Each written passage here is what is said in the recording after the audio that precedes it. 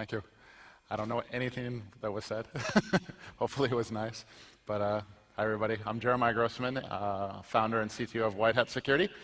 And just want to say thank you, everybody, for having me out here. This is very different for me. Thank you, Marcus, for inviting me out here and sharing with some of the things that I've learned over the years. Normally I give, or a lot of times I give highly technical web security talks. This is going to be a tiny bit technical, depending on the audience. You guys here are not going to find this technical at all, but I'm going to give you a whole lot of data and hopefully point to more towards areas that interest me today more than they did in years past. It's real world business issues related to web security, where you get into some of the soft, more business issues out there. And what you will find, and actually what I'll go into, is the challenges that affect web security that prevent a secure web going forward. The people that are in security right now, we lack the background and the expertise in how to solve actually today's problems. So hopefully you represent the next generation. If I can articulate these problems in a way you understand it, you're going to be the ones that'll solve it and take it forward. But before I get into the presentation and all that stuff, since we have a little bit of time here, and since you guys are going to go out there into the world and the workforce and build things and break things, it might benefit you to know how I came to be standing here. This is my 323rd public presentation, so I speak a lot. I've spoken on 6 continents around the world, everything except Antarctica, which is in my plans. I've been doing computer-related things as long as I can remember, since I was 8 years old. I programmed my first screensaver on a Commodore 64 when I was 12. Got into web design in my later teens, and I'm from Hawaii. I traveled about only 5,000 to 6,000 miles to get here, so I live in Hawaii, and that's where I grew up. And I left Hawaii when I was 19 to pursue a career in technology and IT. And I started to go to school for electronics engineering in California. My first job there was at a large biotech firm called Amgen. They make things that help dialysis and for diabetes and things like that. And they put a 19-year-old in charge of their multi-million-dollar Solaris workstations to do backup and disaster recovery. My main job there was backups and making all their Unix administration systems web-enabled, so if they needed to do file recovery or password changes, my job was to make it web-enabled. Because I had a background in Unix, I knew how to do web design, so I just paired the two together. My first 6 months there was a lot of fun. I had automated myself down to about 15 minutes of work a week. 15 minutes a month, that was about right, which was great for me because I would go to school for electronics engineering at night, and the rest of the day I would do my homework and play Quake. So that was a lot of fun. I started to learn a lot about Solaris and Unix and web security, and in summer of 1999, a whole bunch of press releases came out that said that somebody had found vulnerabilities in the sites of Yahoo and Amazon and eBay, and that they were vulnerable to things like that. And being the naive young kid that I was, probably still am, just older now, I couldn't figure out why this was newsworthy.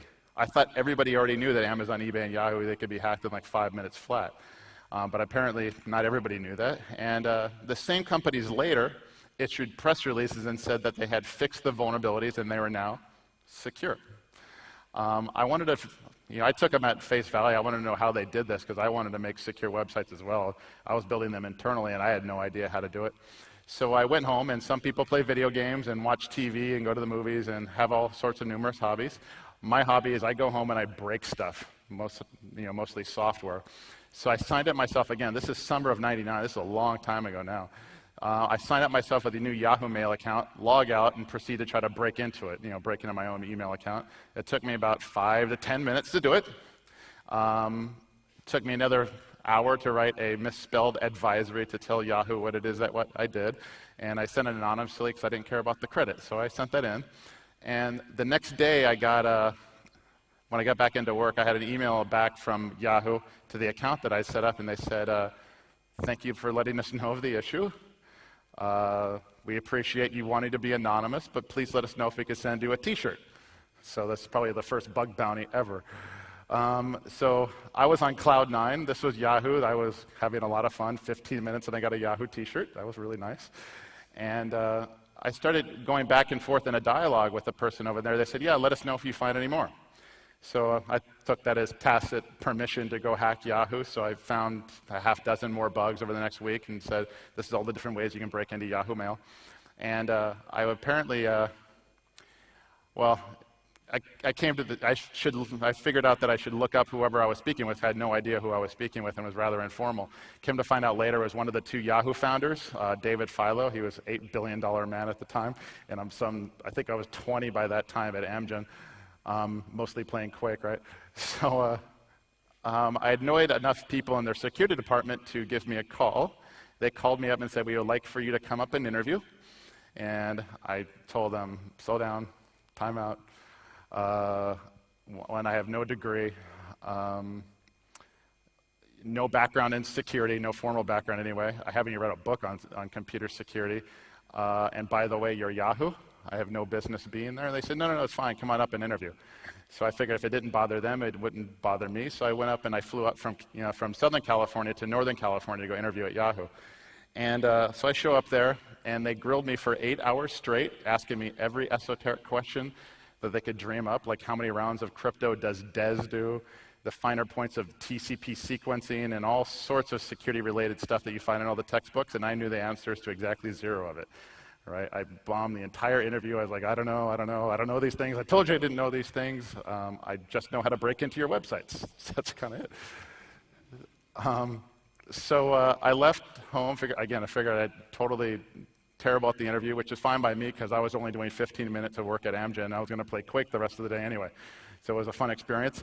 And so a couple of weeks later, I got a big letter in the mail from Yahoo with a job offer letter inside, and I open it up and I look at the number, and my eyes are like this big, right? How much it was, wanting to pay me triple what I was making at Amgen. So I go down to my counselor at school, the one that tries to keep you in school and make sure your grades are up. I asked what the top student makes coming out of the school, and she told me the number, begrudgingly, and I gave her the offer letter, and I asked her one very simple question. I said, can you think of any reason why I should stay in school? And she thought about it real hard, and she said, well, you'll never come back. In retrospect, she was right. So I left, and I became, I went to work for Yahoo in January 10th, 2000, just after Y2K. And my business card actually said, the hacker Yahoo, since Yahoo Engineering didn't have any titles, so that's the one that they gave me. And my loose job description was to hack everything that Yahoo had. And that was a pretty interesting job. I had just turned 21 at the time. I remember because I couldn't go into the company parties at my last job because I wasn't old enough to drink. I could just break into sites. So that was 12 years ago now, so it's a long time ago, and I've learned a lot since then. But so the first 6 months at Yahoo was pretty amazing. We were the recipients, or the targets, I should say, of the first mass-scale DDoS attack, where Yahoo went down and the FBI showed up, and that was a rather interesting experience. I figured out that my playground now extended was a little bit different. I had 600 websites. I owned 17,000 publicly facing servers in 42 countries, and trying to make sure 120 million users play nice. And I was the one web security guy. So needless to say, I didn't sleep for about 2 years. We figured out that our user base, about 1% of our user base was malicious. So that's hackers and cyber criminals of all kinds, spammers, pornographers, pedophiles, and everything else. So we had about 1.2 million bad guys at any moment in time on the system, so you learn scale really, really fast. And I also found out that anybody can find a vulnerability in a website and hack it. I did it for Yahoo Mail. But when you're on the defense side, your job is to find all vulnerabilities at all times. So hunting and pecking for a issue and getting lucky, it just isn't going to cut it. You need a methodology. So the methodology is to find, go through each individual spot on the site so you can be confidently that you found everything. So after I've done a number of these, I found out that it was taking me about 40 man-hours per website to get through everything on a website, and I did 40 man-hours times 600 websites equals 11.5 years of work. You learn one thing really quickly. One is you're not going to get through all these things, and you're going to get hacked, and I'm the one web security guy. So I was like, okay, I have to go learn about this web security stuff, and I asked my boss what I should be reading. And he gave me the big red book by Bruce Schneier, the one I call Applied Cryptography. Yeah, it took me about 3 weeks and half the book before I figured out that he was joking around with me. not cool. Didn't learn a thing about web security, but I learned a lot about crypto. So I left Yahoo after I figured out there had to be a better way to solve this problem because we weren't going to hire every expert in the world. The tools around were available, so I took that as a need to start White Hat. And I'll talk about White Hat in a bit. But my job today is I spend about a third of my time with enterprises, banks, retailers, financial institutions of all kinds, insurance companies, asking them, what are your web security challenges and how can we better solve them? And I get back all sorts of answers. I take what I learned there from our customers because they know the problem set. And since, well, I'll get to it, but White Hat, we have the get out of jail free card to pretty much hack whoever we want now. So we have a whole lot of vulnerability data we can learn from, so I influence product direction at White Hat. And the last third of my job is then taking those things that I learn out in the field and share it with audiences like this. Over the time, I've gotten awards. I got to speak at the TED once. That was cool. I got to be a Brazilian Jiu-Jitsu black belt, so in which case I'm ever in close proximity with a bad guy, so that'll help. I actually co-wrote the book, literally co-wrote the book on cross-site scripting 6 years after I first started experimenting with it, so that was fun. But let's talk about White Hat, and the reason I'm going to talk about White Hat, the company, is because the data we collect is going to be very important to the rest of our discussion here. So the company was founded in 2001 after I did about 2 years at Yahoo. I had about enough of that. We're headquartered in Santa Clara, California. This slide is wrong. I found out this morning that we have over 300 employees. So as you can imagine, I certainly don't interview anybody, nor do I manage anybody anymore, because I found out, well, I started as the CEO. I'm a terrible manager, so I had to fire myself and get somebody qualified. I did that. And we get to interact with over, I think, 700 enterprises, mostly in the US right now. So that's us. So let's talk about this web security stuff now. Ground rules. If there's any questions as we go, you are more than welcome to ask. Actually, I prefer it that way. So what we knew already going into 2012, I know many of you, some study web security, but not all of you. But if you want to know how bad guys are breaking into systems these days, it's via the software and mostly via web applications. So let me read this one verbatim here. This is from the Verizon Data Breach Investigations Report. If you work in computer security, if you're in industry, that report is required reading. That tells you what the bad guys are doing and how they're doing it and what they're after. So to read this one here, web applications abound in many large companies and remain a popular 54% of breaches and a successful 39% of the records as an attack vector. So basically that tells us when bad guys want to break into a system and steal its data, half the time they're using web applications. So what they do is they exploit the web applications, SQL injection, PHP include attacks, they install customized malware to beat the AV, and they exfiltrate data. That's how it's happening out there. The rest is just academic. Another one here is SQL injection was the means used to extract 83% of the total records stolen in successful hacking-related data breaches from 2005 to 2011. So it's right in the strike zone of web security. So these logos here, that's just a sampling of the entities that are getting their websites compromised. I gave up adding logos because it would have filled up the whole thing and I kind of got bored. So that just gives a sampling. Everybody out there is getting their website hacked. I doubt there's somebody on the Fortune 500 who hasn't had a website hacked, but that's how it's going. Here's what you learn in web security, that while we find new attack techniques every year, and a lot of this stuff gets a little bit complicated, how SQL injection works has worked since Christmas Day '98 when it was first discovered. We know everything about SQL injection. We know everything about cross-site scripting. We know how to fix these issues, but yet the hacks remain. So the question that I get all the time is, why doesn't the web get more secure? Why do these hacks continue to happen? So there's some of the answers here, and I'm going to touch on these. The first reason is we have a lot of legacy web code.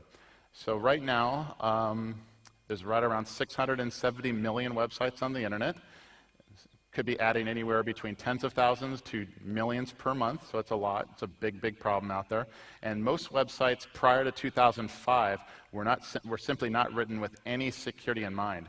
2005 or 6 was about the first time I really saw SQL injection defenses put in place, prepared statements, because that's about the time the mass SQL injection worms came out. So by that time, by 2006, any website that's prior to 2006 probably have SQL injection in it because the developers didn't know any better. So we have a large legacy problem. So a lot of the work that I find myself doing in web security is more like being an internet janitor. We're cleaning up the mess. Second reason is budget misallocation of the security department. This is a little bit nuanced here. So to take a step back from this one, let's say you were to go to any major company out there, US Fortune 1000, I'm sure the same will apply here in Germany, is that if you go to the CFO or the CIO and you ask them, how does the business invest in IT? Not IT security, just plain IT, and you separate it into 3 buckets. You say you separate it into network, host, and applications. You'll find that the business invests the most in software and software development, mostly to the developers in the form of labor costs. That's where they're spending the most of their IT dollars. So when they write their code, they have to put it on the hosts, desktops, servers, and things like that. So that's the second pool of money that the business is spending.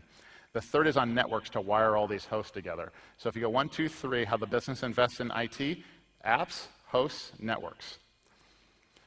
IT security's job is to protect the hosts, protect the IT business assets.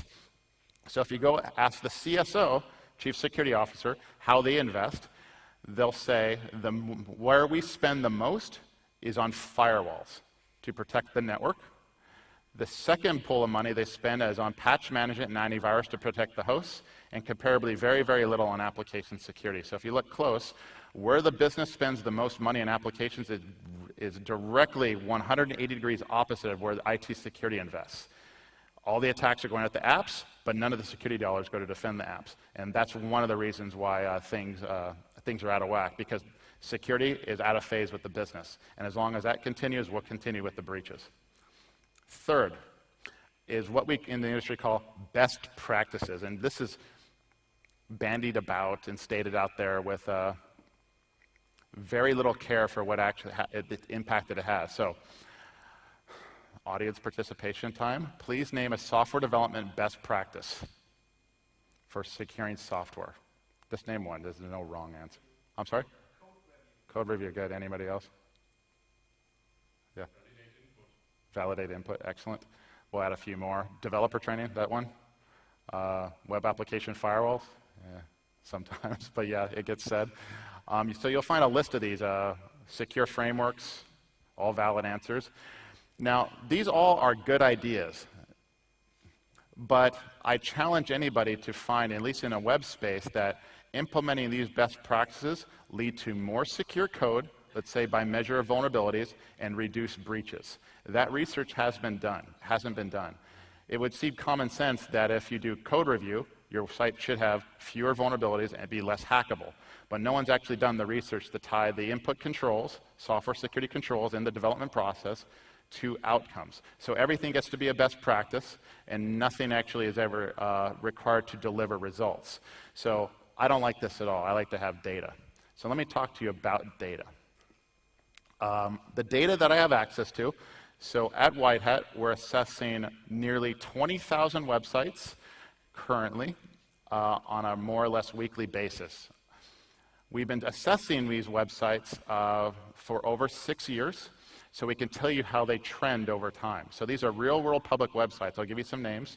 We get to, our customers will include eBay, eTrade, Salesforce.com, SuccessFactors, and so on down the range in that 650 number that I shared with you earlier. So we have to get out of jail free card to hack a whole lot of companies, mostly US-based, but some of the sites that we assess are in German. But if you're using any of the big portals out there, the really big portals, chances are you have accounts on some of the systems we're tasked with assessing.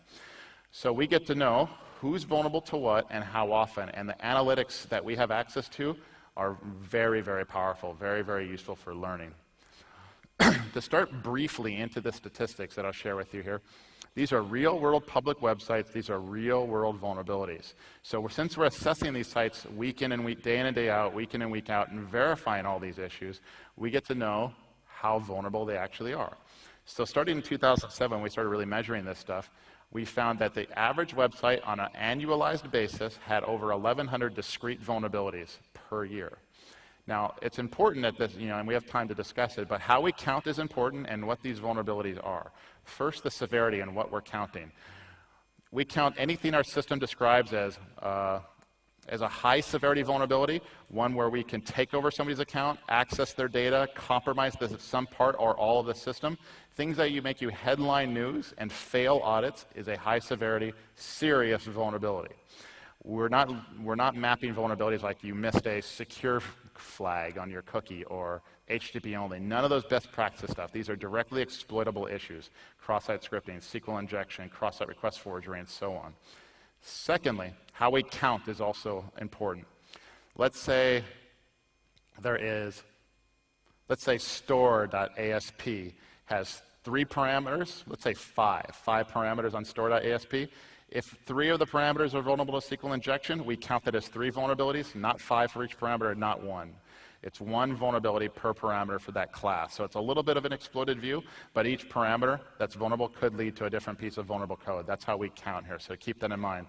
So now think about a website, all the different parameters that it has, all the little points it could be vulnerable to, and you take that and multiply it every single day throughout the year and all the time that it changes, and you get to 1,100, at least in 2007. It started to get better every single year since then, 800 in 2008, about a little under 500 in 2009.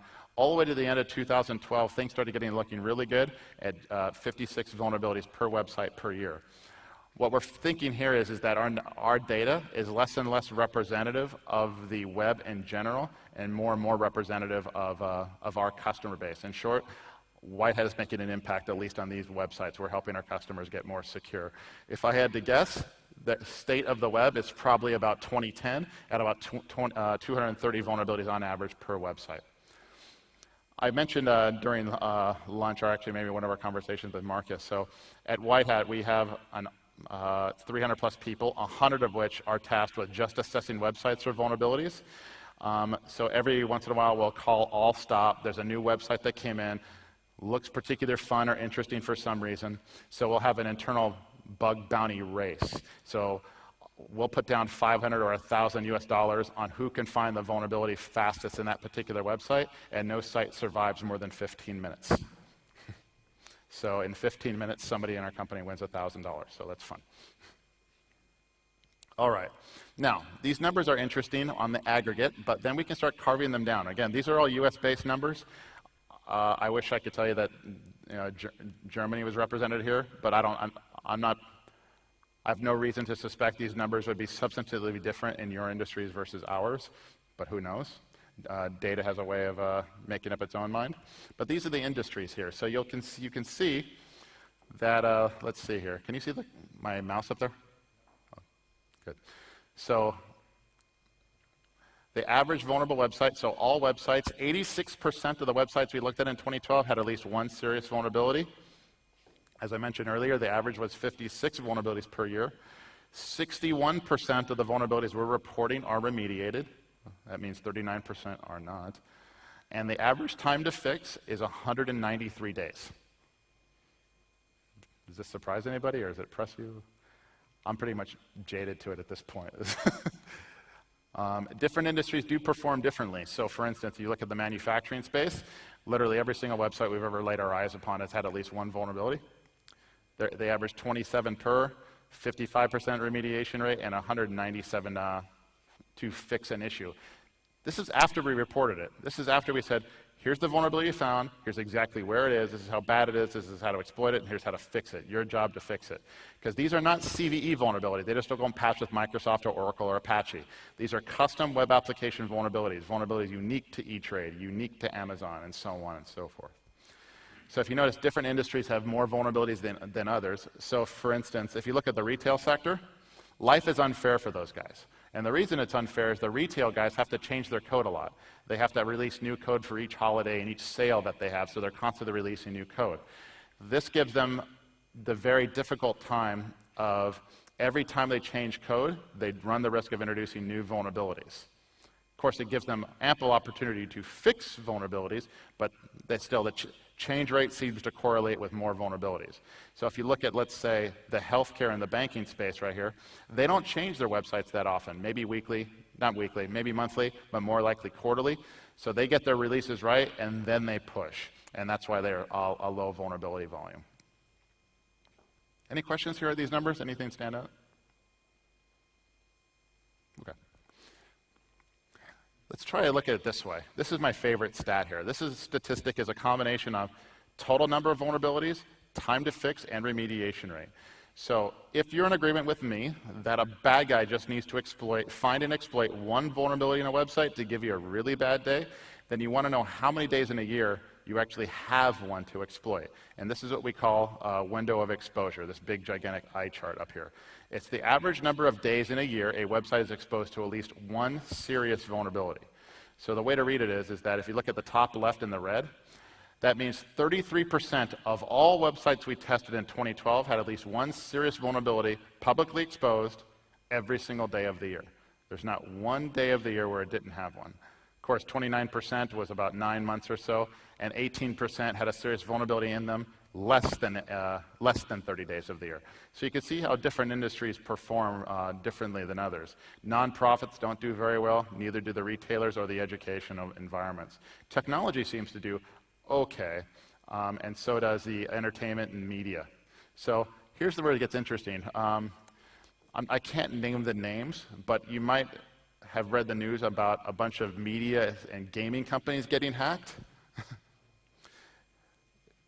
I think hacking is good for you, because if you start looking at the numbers, those who get hacked actually start performing better over time. Look at the difference in the entertainment and media during 2012 over all the other industries. There's a reason for this.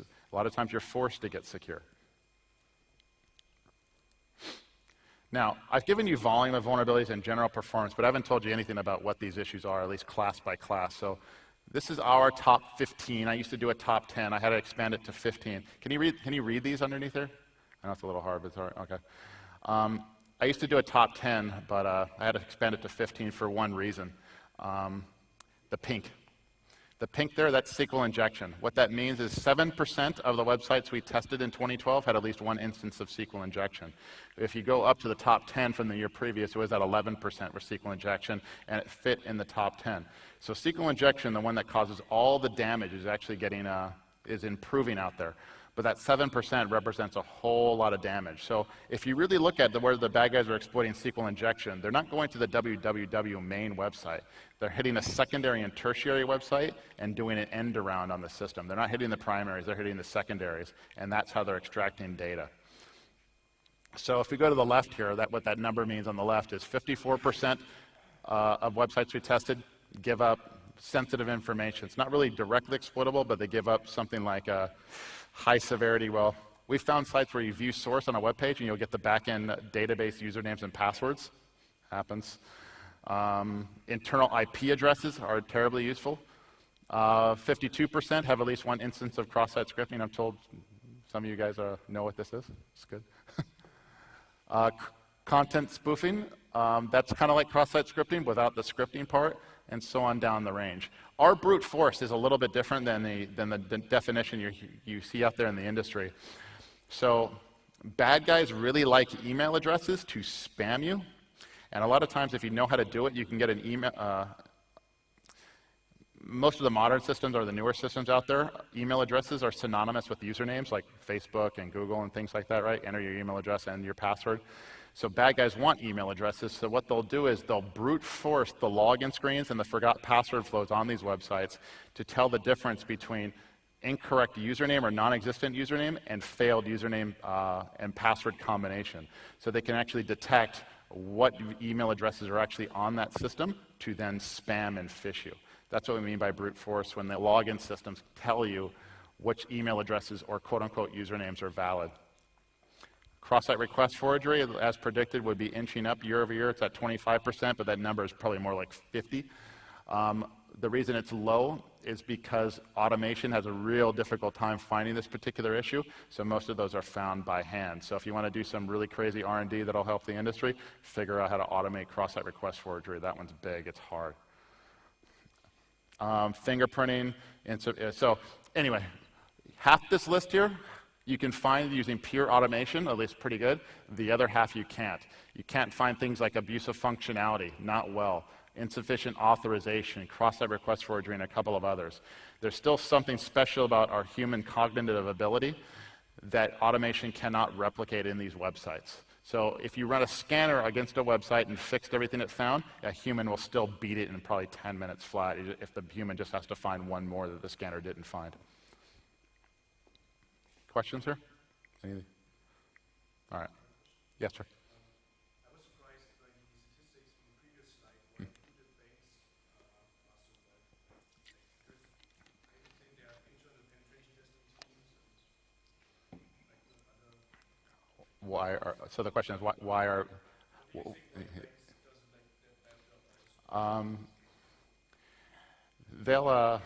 Let's see how best it was. So bad could be a number of vulnerabilities or their speed to fix. So let's just take number of vulnerabilities. I think for a bank to have somewhere between 10 and 20 vulnerabilities per year is probably not that bad. It's like 1, 1.5, 2 per month, which is probably not all that bad if you think about the extent of their footprint. They're always going to miss one thing in production.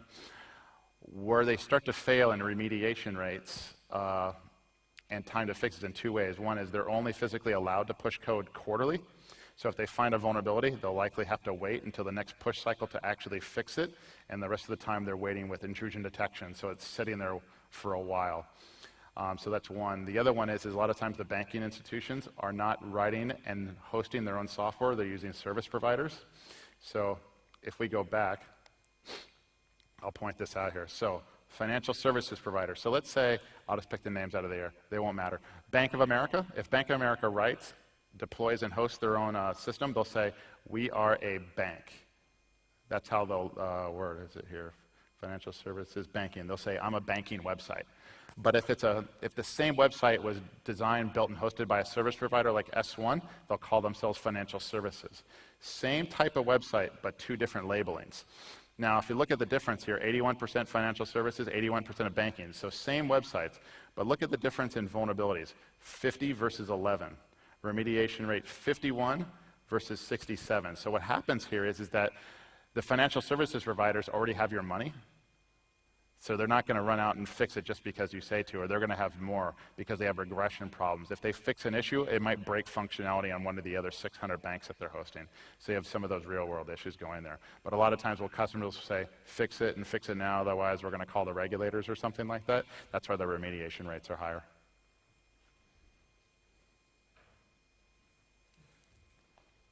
I'm sorry, any other questions?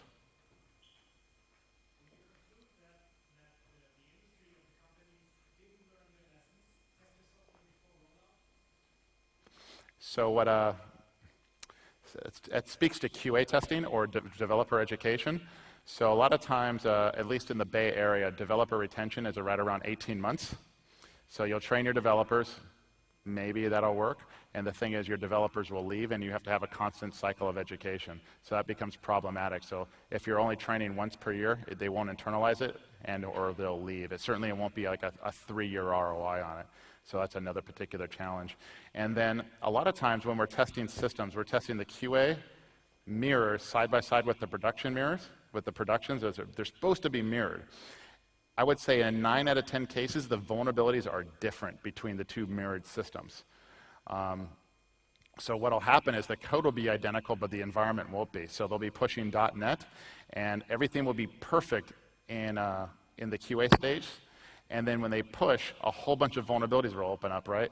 And they'll try to figure out why. So what happens is they'll turn off the ASP.NET request validators to make the site work, because Mr. O'Malley couldn't log in because it looked like a SQL injection and something the QA team didn't find in their usability testing. So it's things like that that happen.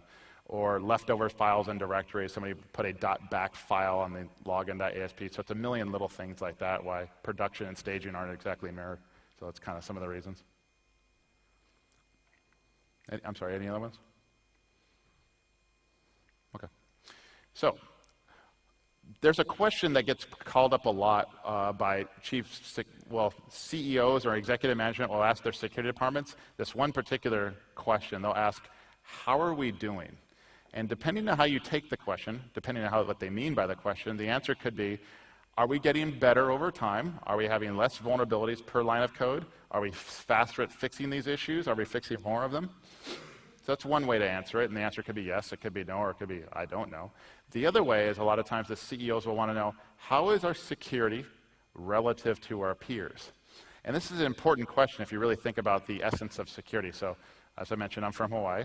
I surf, and in Hawaii we say, if you see a shark, you don't have to outswim the shark.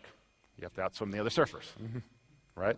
And I learned this really well when I was at Yahoo. I found out that if Yahoo's websites were 10 minutes secure, we were getting hacked. If they were 15 minutes secure, they were going to go attack Amazon. That's kind of the way it works. So, where do you put the bar? So our customers want to know how they're doing relative to their peers, so we put together a whole bunch of charts and scorecards and things like that. So if they knew their metrics, to the gentleman's banking question, this is how banks do. 81% of them have serious vulns per year at about 11, 54% remediation rate, and it takes them about 107 days to fix. Those are the issues that tend to plague banking websites, and so on and so forth. So this becomes useful knowledge for executives on should they invest more in security or less, and how they're performing. This is a little bit different chart here. So I've given you the likelihood of a vulnerability appearing in a website, but this is, let's say you take all the vulnerabilities we've ever found and put it in a pie chart and what the vulnerability volume is. That big orange block there, that's cross-site scripting, so nearly half of everything we find is cross-site scripting, so it's a big behemoth out there. 13% information leakage, 13% content spoofing, and only 4% cross-site scripting. So far I've told you, how vulnerable websites are.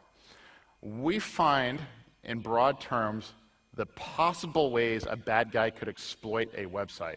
Not the probable, only what's possible. So what the bad guys actually do exploit is different. So we have to temper this a little bit. So this is the web application, that's WASC, the Web Application Security Consortium. It has a project called the Web Hacking Incident Database. It takes a look at all the reported incidents, all the news stories out there, every website that get hacked, and tries to discern how these systems were compromised. And these are all the different methods. So the big blue box there, that's unknown. So about a third of the stories that get reported, website X got hacked and lost 1 billion credit card numbers, we really don't know. So about a third, we don't know how it happened. 17.5% of the incidents are denial of service related. Another 17% are SQL injection, and a little over 6% are cross-site scripting. So that's what the bad guys like to exploit. That's their go-to stuff. Now, again, I've given you all vulnerability data so far, but I mentioned up front on how to push the bar forward. I get asked all the time, what works in security? Why do these vulnerabilities keep happening? What can I do not to have these issues, and so on and so forth? How do you connect developer training to decrease in vulnerabilities? So what we did at White Hat was we created a survey, a list of, I want to say 15 or 16 questions, asking companies in 2012, our customers, what they did internally. Did you do developer training? And if so, how much? Did you do source code review? If so, how much? And all kind of questions like that. We heard back from 76 organizations, which is quite a lot. And since we had all their vulnerability data, we could start mapping the two together. So we're going to start very high level, not doing correlations just yet, but this is the typical rate of application code change in production in each organization. So this is how often banks change, their code versus retailers. So it's kind of might be kind of hard to read with the colors the way they are on stage here. But green, the more green it is, the higher the change. So you see the retailers here, if you count the 20s here, they're changing their code. About nearly 1/2 of them are changing their code weekly or better, weekly or faster. 40%, that's a lot of change. The insurance companies, by contrast, 1/3 of them are changing their code monthly, but the rest of them, each website is different, really, really slow, maybe once or twice per year. If you notice, again, the change rate here between the banking and financial services, banks change their code a little bit faster than the financial services guys, even though the websites might be technically the same. So you can kind of get an idea that how fair is life out there and how these guys operate. Let's try this one here. Percentages of organizations that provide instructor-led or computer-based software security training for their programmers. So 57% of our banking customers said they'd provide some form of computer security training for their programmers. That means about half didn't. About 3/4 of the retailers did. So imagine that. More retailers are supplying computer security training to their developers than banks. I don't know why that is, but it's interesting. Only about half of the tech guys. Technology guys, maybe they figure they already know everything, so they don't really invest in their developers. I don't know. How about software projects containing an application library or framework that centralizes and enforces security controls? One of those classic best practices. So yes, they do have a centralized security control framework. No, they do not, is in the red. So over half of the banks said, no, we do not have centralized security controls. But look at the retailers and the technologists. Nearly 3/4 of those guys said they did. So it's all over the map here. Not everybody uses the same best practices across their organization, which probably has a lot to do with their performance at the end of the day. Again, remember, if you have questions, shout it out. I'll try to remember to look up. How about pre-production testing, QA testing, as was asked earlier? So only the technologists are doing, only some of the 9% of the technologists are not doing any QA testing. Most everybody is doing some amount of QA testing, which is good to see. I wish I had 2011 numbers, but I don't. So everybody's doing some form of QA, so that's nice. Looks like the financial services guys, a little over half, they're doing QA, security QA, prior to the deployment of every change. That's interesting. How about static code analysis? Not necessarily source code review, static code analysis. Subtle but important difference. One is humans, one is not. Technology sector, about nearly half said they don't do any static code analysis, but just about everybody in the banking sector does. At least a little bit. Financial services, half don't, the rest mostly do. So kind of gives you an idea. And how about one or two more? State of web application firewalls in production. 43% of banks do not have a WAF, 29% do. Healthcare operators, 67% total have a WAF in some state of deployment. So you can kind of see what's going on here. So what do we got here? What's the next one here? I can't read it. All right. So the question that everybody wants to know is, well, at least I wanted to know, it's why companies fix vulnerabilities and why they do not fix vulnerabilities. So we asked. And here the mind kind of broke. So we asked them, please rank your organization's drivers, their #1 reasons for resolving website vulnerabilities, and rank them. So compliance is a reason to fix. Company policy is a reason to fix, risk reduction, customer demand, or other. If you see here in the black, that's everybody versus slicing and dicing by industry. By the slimmest of margins, compliance is the #1 reason people fix or companies fix their vulnerabilities. The second is it's just we had a round by hundreds or thousands was risk reduction. So compliance is the #1 reason why companies fix vulnerabilities. Now, I didn't have an easy chart for the reasons why companies didn't fix vulnerabilities. I just picked technology. So we asked the reverse. When your organization website vulnerabilities go unresolved, please rank the reasons why according to how often they are used, such as risk of exploitation is accepted, lack of budget, but the #1 reason, and this was clear this time, that companies don't fix vulnerabilities was compliance. The #1 reason to fix was compliance, and the #1 reason not to fix is compliance. That's interesting. So this takes on a whole bunch of meanings, but if compliance tells you to fix, you do. If it tells you not to fix, the bankers will just ignore, the retailers will just ignore. So compliance in a very real way, if you get it wrong, will represent the ceiling of your security policy, not the floor. So as long as the attacker is better than PCI compliance, they're going to get hacked. That make sense? Okay. Overall company's application security program, stats, these are kind of boring. Internal change control policies, boring, but here's one that I liked a lot. In the event your organization experiences a website or system breach, what parts of the organization are held accountable? About 1/4 they said board of directors, 3/4 said exec management, some software development, a little over half, and about 80% to the security department. So if you're going to work in security and you get hacked, security teams get blamed. Get used to it. Okay, that's how it works. Yeah. We also asked how many of our customers have been hacked before or after us. Hopefully before, not after. About a quarter of them said they were breached, 3/4 were not. So we get to do really interesting correlations between accountability with vulnerability data and also breach data, and we'll get to this now. So what we did was, I'll do a correlation here. If an organization has experienced a data or system breach as a result of an application layer vulnerability, they were breached due to an AppSec vuln, and the amount of instructor-led training. So here's how to read this. If you look at all the companies that said they were breached and looked at how much training that they did versus all the companies that said they were not breached and how much training they did, you'll actually see there is no difference whatsoever. No difference in breach and not breach if you did training or not. Right? No one wants to hear that in our industry, but nonetheless, we have the data. But here's where it gets really interesting when we started looking at the vulns. Organizations that provided instructor-led or computer-based software security training for their programmers had 40% fewer vulnerabilities, resolved them 59% faster, but exhibited a 12% lower remediation rate. I have no idea why, but that's how it turned out.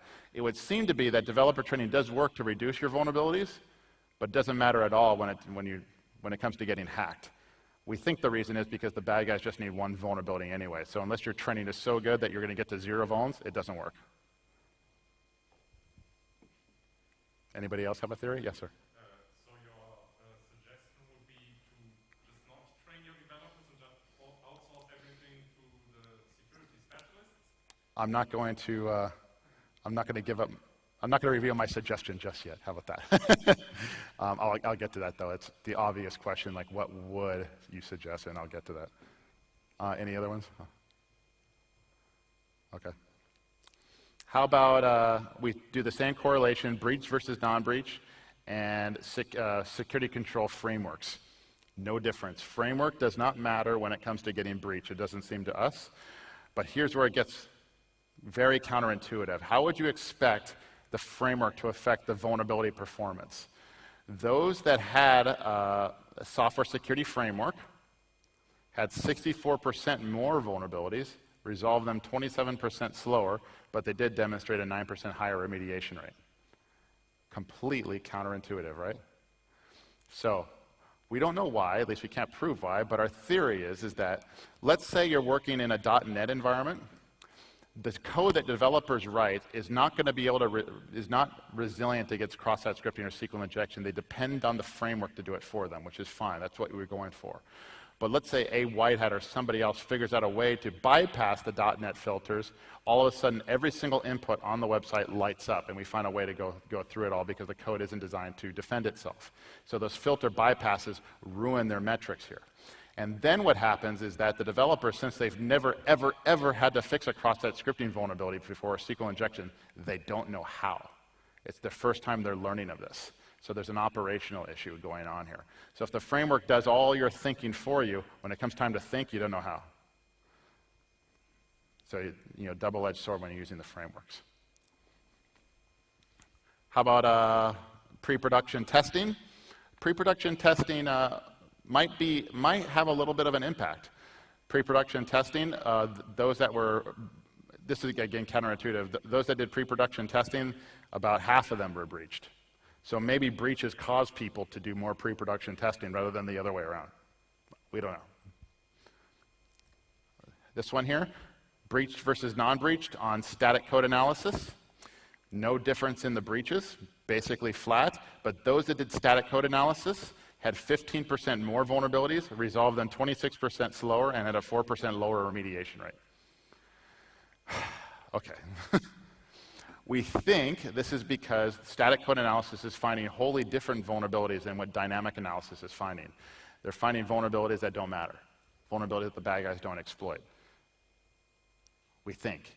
It could be that if the static code analysis says there's nothing here, then there is I guess how would I say it? There is an overconfidence in the results of static code analysis, and the bad guys just glide right by it. So we don't know. Maybe it's probably not an indictment of static code analysis as a discipline. Perhaps it's just the solutions our customers are picking. Our customers are generally, if they're doing static code analysis, it's usually Fortify or Veracode. So maybe those solutions suck, I don't know. How about web application firewalls? No difference in breach. But those that did have a web application firewall had 11% more vulnerabilities, resolved them 8% slower, and had a 7% lower remediation rate. So it doesn't seem to be affecting breaches or vulnerability performance. So is that a best practice? That's the question. Change control policies. Now we'll skip that one. We'll skip. Organizations whose websites experienced a data or system breach had 51%. Okay. The ones that had a breach had 51% fewer vulnerabilities, resolved them 18% faster, and had a 4% higher remediation rate. So we think this is backwards. We think after you get hacked, you start fixing your vulns. You start getting religion, so to speak. So we think, again, it starts to lead us in the conclusion that getting hacked helps you. Let's try it the other way. Let's try correlating with accountability. An organization's #1 driver for resolving vulnerabilities, and if they do instructor-led training, I'm going to go over these a little quickly. So if your #1 driver is company policy, 80% of them will do some form of software developer training. So corporate policy drives a lot, and you'll see this theme throughout. Corporate policy at 67%, this is when they have frameworks. So the company policy says you will have a security framework, therefore you get one. Driver for fixing vulnerabilities, and if they do pre-production testing. If you do pre-production testing, that 92% of the time you says your #1 driver is risk reduction. I'm going to skip over a couple of these since these are a little bit boring. All right, I'm going to go for the matrix here.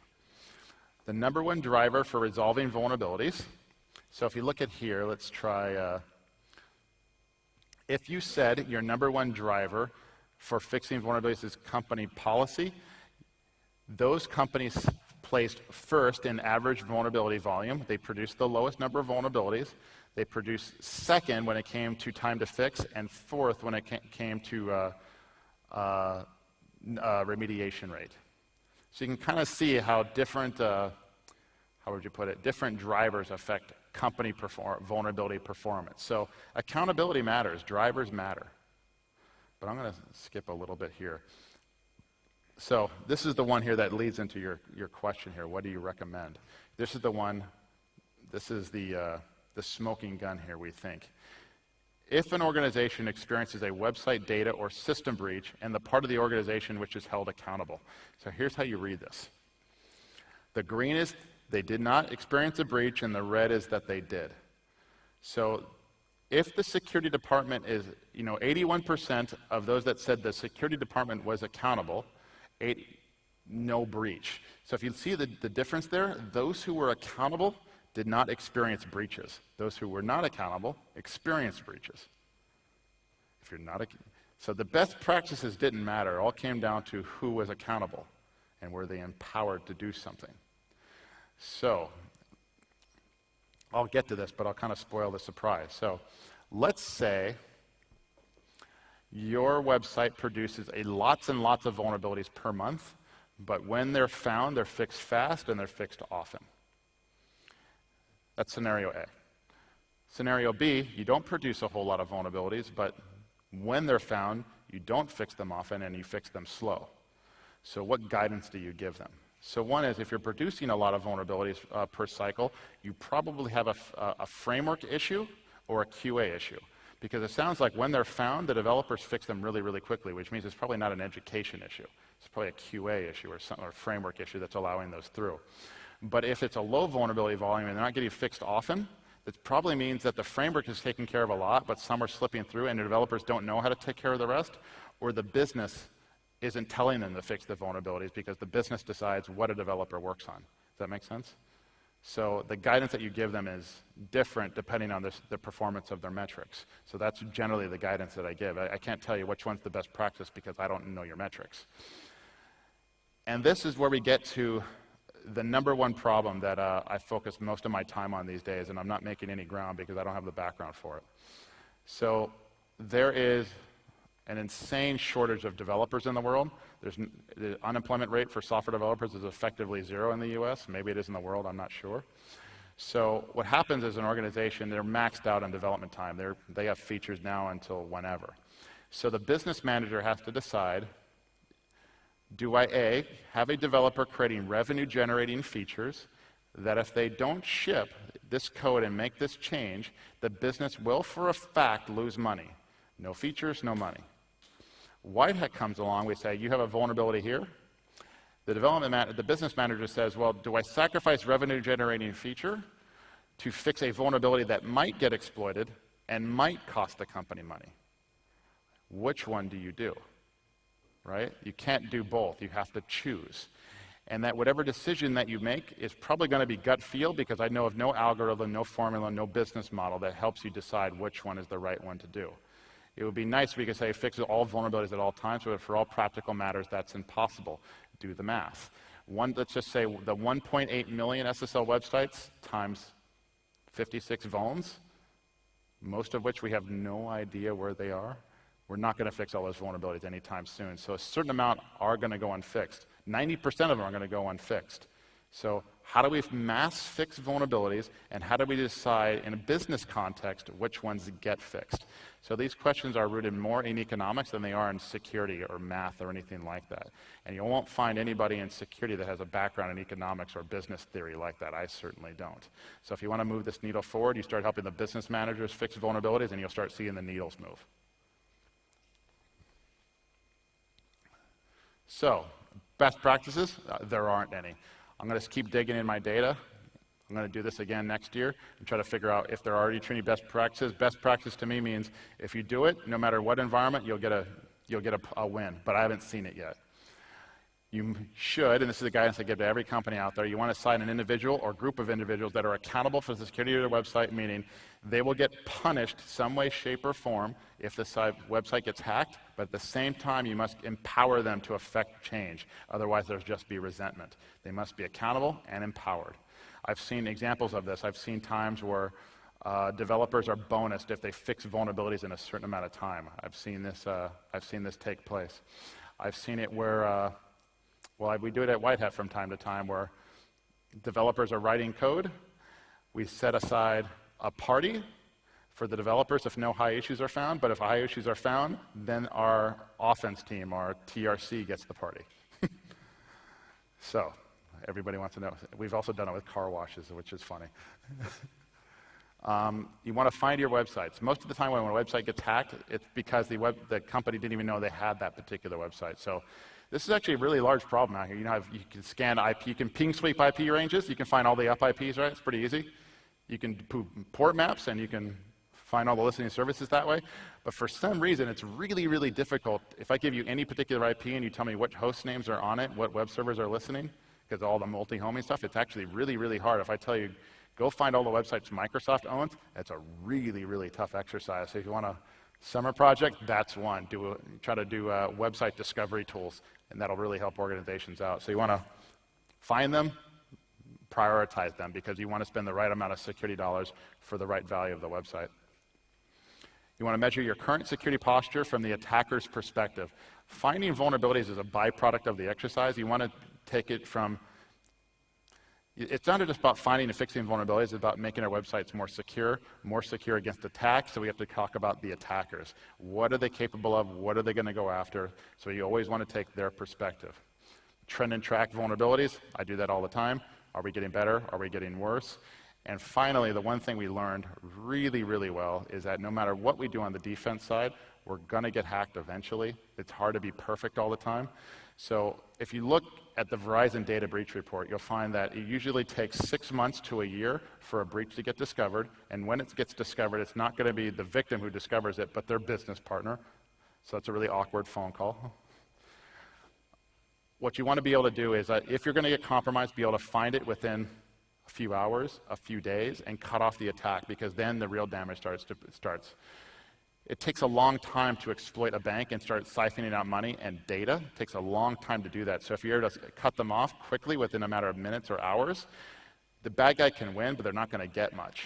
That's what we're going for here, fast detection and response. If we can't get remediation or remediation ahead of time perfect, then we can at least do fast detection and response. So that's the guidance to your question that I give everybody out there, and that's how we make a more secure web, at least on the web server side. Browser side's a whole other matter, and we can talk to Marcus about browser security, or the lack thereof. 15 minutes to spare. Happy to answer any questions.